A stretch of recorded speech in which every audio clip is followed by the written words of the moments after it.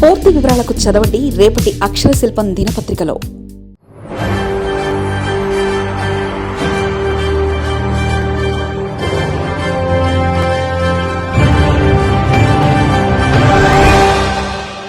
లక్ష్మణ రేఖ దాటితే వేటే, తెలుగు తమ్ముళ్ళు జాగ్రత్తగా ఉండాల్సిందే. దారి తప్పిన నేతలపై టీడీపీ నిశ్శబ్ద వ్యూహం, క్రమశిక్షణ ఉల్లంఘనపై చంద్రబాబు కఠిన వైఖరి, నియోజకవర్గాలకు ప్రత్యామ్నాయాల అన్వేషణ. ఆంధ్రప్రదేశ్లో కూటమి ప్రభుత్వం ఏర్పాటై 2 ఏళ్లు దాటింది. ఒకవైపు సూపర్ 6 హామీలు అమలు చేసినా, రాష్ట్రానికి పెట్టుబడులు తీసుకొస్తున్నా ఆశించిన స్థాయిలో రాష్ట్ర ప్రభుత్వానికి మైలేజీ రావడం లేదు. కొన్ని వర్గాల నుంచి తీవ్ర వ్యతిరేకత మాత్రం పెరుగుతూ వస్తుంది. ప్రభుత్వ పథకాలు అభివృద్ధి గ్రామాల్లోకి వెళ్లకపోవడంతోనే పార్టీకి ప్రభుత్వానికి నష్టం వాటిల్లుతుందన్న అభిప్రాయాలు వ్యక్తమవుతున్నాయి. దీనికి కొంతమంది ఎమ్మెల్యేలు, మంత్రుల పనితీరు, వ్యవహార శైలి కారణమని తెలుగుదేశం అధినాయకత్వం భావిస్తుంది. ఆర్వీఆర్ఎస్ సర్వే ద్వారా మార్కులు తక్కువగా వచ్చిన ఎమ్మెల్యేలకు ఇప్పటికే అధినేత చంద్రబాబు పలుమార్లు హెచ్చరించారు. అయినప్పటికీ కొంతమంది ఎటువంటి మార్పు లేనట్లు తెలుస్తుంది. దీంతో కఠినంగా వ్యవహరించాలని చంద్రబాబు గట్టి నిర్ణయానికి రావడంతో తెలుగుదేశం పార్టీలో చర్చ జరుగుతుంది. అందుకు తగ్గట్టుగానే పాలనాపరమైన సంస్కరణలతో పాటు అంతర్గత క్రమశిక్షణపై తెలుగుదేశం పార్టీ అగ్రనాయకత్వం అత్యంత పటిష్టమైన చర్యలకు శ్రీకారం చుట్టింది. గత ఎన్నికల్లో లభించిన అఖండ మేజార్టీని అడ్డం పెట్టుకుని కొందరు శాసనసభ్యులు ఇష్టారాజ్యంగా వ్యవహరించడం, పార్టీ నిర్దేశించిన గీతను దాటడం వంటి అంశాలపై ముఖ్యమంత్రి నారా చంద్రబాబు నాయుడు నిశితమైన నిఘా ఉంచారు. గతంలో తప్పులు చేసినప్పుడు హెచ్చరించి వదిలేసిన సాంప్రదాయానికి స్వస్తి పలికిన అధిష్టానం ఇప్పుడు నేరుగా వివాదాస్పద నేతలను అప్రకటితంగా దూరం పెట్టే సరికొత్త నిశ్శబ్ద వ్యూహాన్ని అమలు చేస్తుంది. వివాదాస్పద వ్యాఖ్యలు చేయడం, సొంత నియోజకవర్గాల్లో కార్యకర్తలను ఇబ్బంది పెట్టడం, కూటమి భాగస్వామ్య పక్షాలైన జనసేన, బీజేపీ నేతలతో సత్సంబంధాలు కొనసాగించకపోవడం వంటి చర్యలకు పాల్పడితే వారి విషయంలో కఠినంగా వ్యవహరించాలని పార్టీ స్పష్టమైన సంకేతాలు పంపించింది. ఈ నయా వ్యూహానికి తిరువూరు నియోజకవర్గ పరిణామాలు ఒక స్పష్టమైన ఉదాహరణగా నిలుస్తున్నాయి. అక్కడ స్థానిక ఎమ్మెల్యే కొలికిపూడి శ్రీనివాసరావు మొదటి నుంచి తనదైన ప్రత్యేక శైలిని ప్రదర్శిస్తున్నప్పటికీ ఇటీవల కాలంలో పార్టీ అగ్రనాయకత్వం నిర్ణయాలను బహిరంగంగా ధిక్కరించడం చర్చనీయాంశంగా మారింది.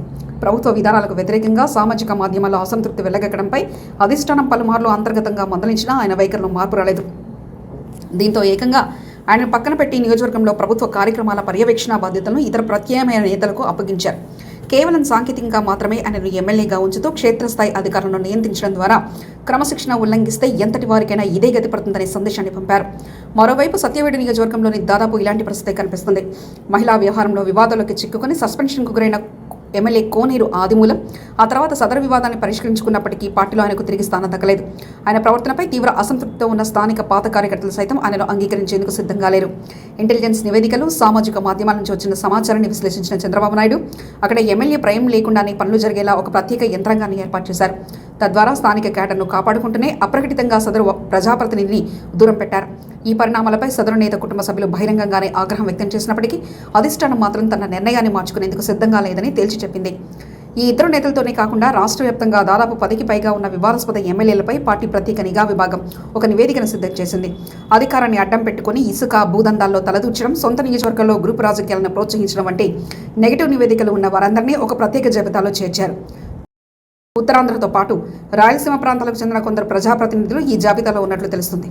గత 2014-19 కాలంలో కొందరు నేతలు మితిమీరిన ప్రవర్తన కారణంగానే పార్టీ భారీ మూల్యాన్ని చెల్లించుకోవాల్సి వచ్చిందని చేదు నిజాన్ని చంద్రబాబు, లోకేష్ గుర్తుంచుకున్నారు.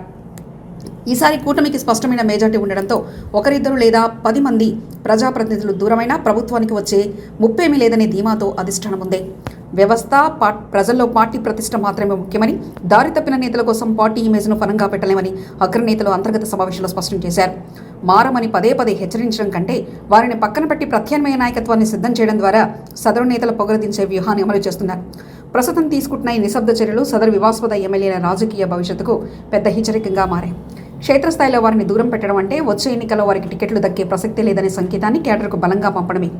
తప్పు చేసిన నాయకులను వెనకేసుకొచ్చే రోజులు పోయాయని, పద్ధతి మార్చుకోకపోతే ఎంతటి సీనియర్లైనా మాజీలుగా మిగిలిపోవాల్సిందేనని తెలుగుదేశం పార్టీ పంపుతున్న ఈ బలమైన సందేశం మిగిలిన ప్రజాప్రతినిధులను కూడా క్రమశిక్షణ మార్గంలో పెట్టేందుకు దోహదం చేస్తుందని భావిస్తున్నారు. మరిన్ని కథనాల కోసం సబ్స్క్రైబ్ చేసుకోండి మీ అక్షర శిల్పం.